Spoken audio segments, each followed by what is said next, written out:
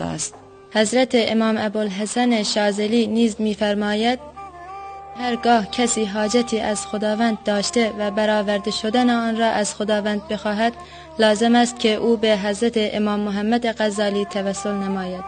حضرت امام شافعی رحمت الله علیه نیز به اهل بیت پیامبر اکرم صلی الله علیه و سلم توسل کرده و فرموده اند اهل بیت نبی اکرم صلی الله علیه و سلم ذریعه و وسیله من است. من آرزو می کنم که در آخرت به خاطر ایشان کتاب اعمالم از سمت راستم داده شود.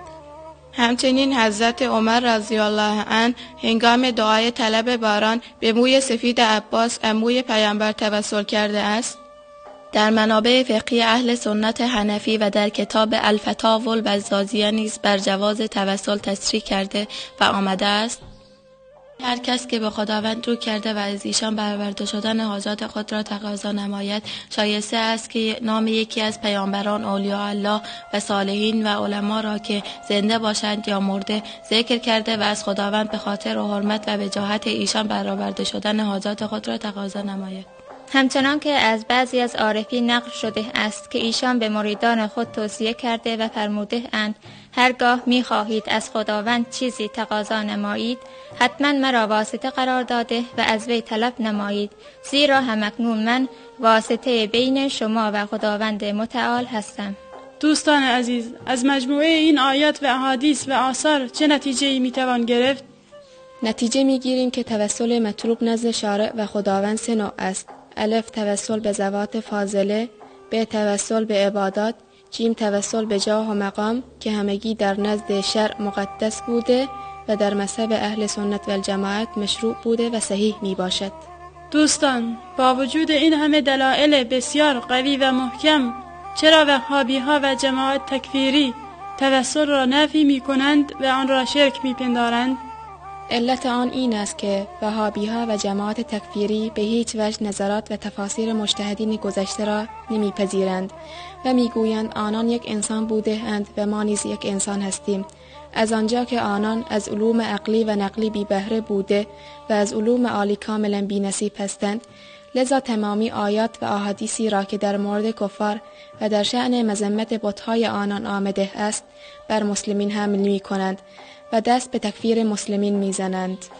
به نظر من وهابی‌ها و جماعت تکفیری به درد بیدرمان و مرض لاعلاج تکفیر گرفتار شدند، زیرا قلب‌های تاریک و مریض آنان فقط با تکفیر مسلمین به آرامش رسیده و تسلی می‌یابد.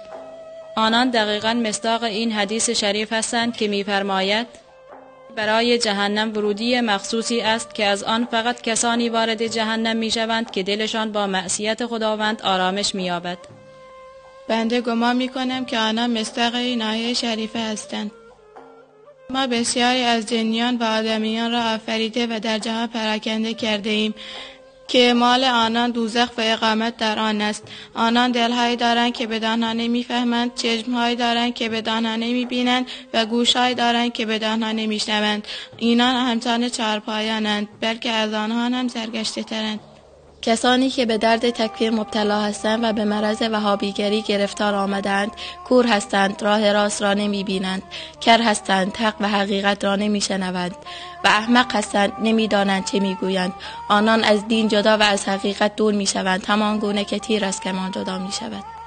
خداوند همه ما را از شر آنان محفوظ بدارد. دوستان و عزیزان دینی، در خاتمه توجه شما را به چند نکته جلب می نمایم. همان گونه که حدود 300 سال قبل رهبر و مقتدای اینان محمد ابن عبدالوهاب همه مسلمین جهان را مشرک دانسته و فقط اتباع خود را موحد واقعی می دانسته است، اینان نیز در همین عقیده هستند. اینان با وقاحت و بیشرمی می گویند مسلمانان به خاطر شریک آوردن پیامبران و اولیاء الله به خدا در عبادت، سجده، طواف، ذبح، قربانی، نذر و نیاز، دعا و مددخواهی و در نهایت به خاطر انحراف از الله پرستی به سوی انبیا پرستی، اولیا پرستی، قبر پرستی، سنگ پرستی از قرآن و احادیث پیامبر دور گشته‌اند و مشرک شده‌اند.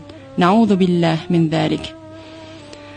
اگر حدود 300 سال قبل رهبر و مقتدای وهابی ها محمد ابن عبدالوهاب می گفت که پیامبر مرده و هیچ نفی از ایشان به جای نمانده است، اکنون نیز داعیان این بدعت و ضلالت فریاد میزنند کمک خواستن از قبر، حتی قبر پیامبر، و شفا خواستن از ایشان شرک است. عزیزان و مسلمانان واقعی، بعضن دیده می شود که بر شیشه ماشین ها نوشته اند فقط خدا.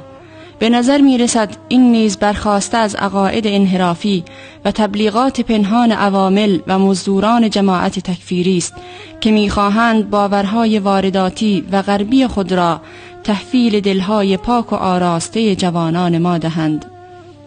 اما زهی خیال باطل، زیرا جوانان ما آنقدر فهیم و دانا هستند که می توانند حق را از باطل تشخیص دهند.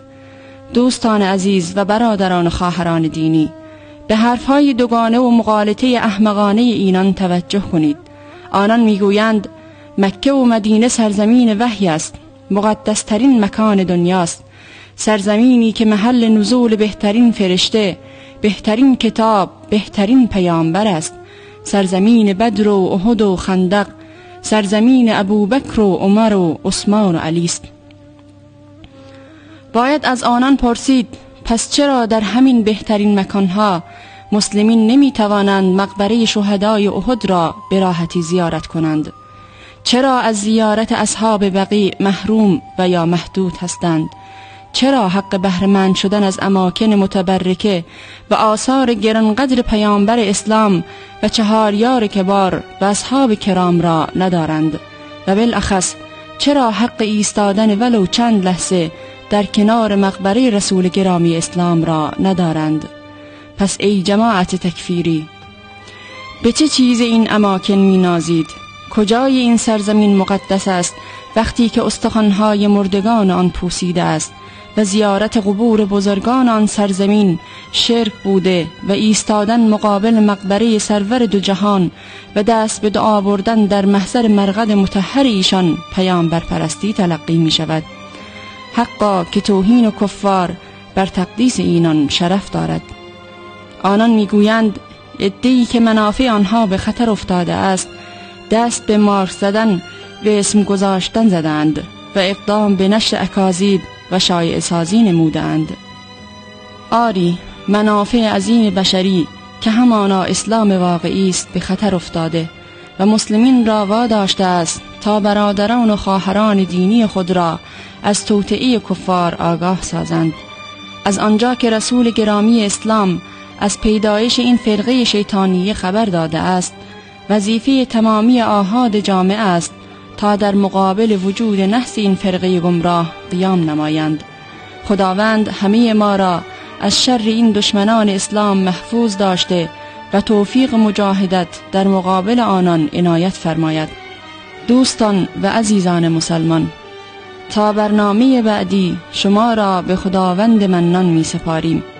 خدا نگهدار.